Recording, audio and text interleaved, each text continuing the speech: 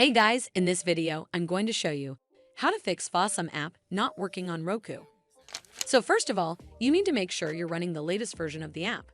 Press the home button on your Roku remote, and then head over to the Fawsome app right over here.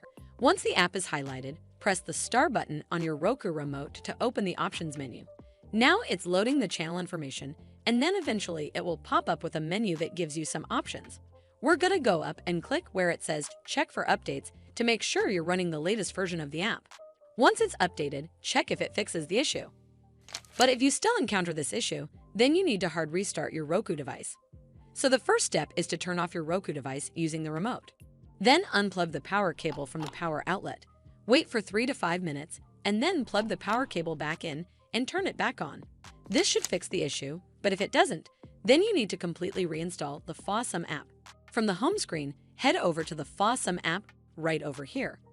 Once the app is highlighted, press the star button on your Roku remote, and then click on Remove Channel from the pop-up menu.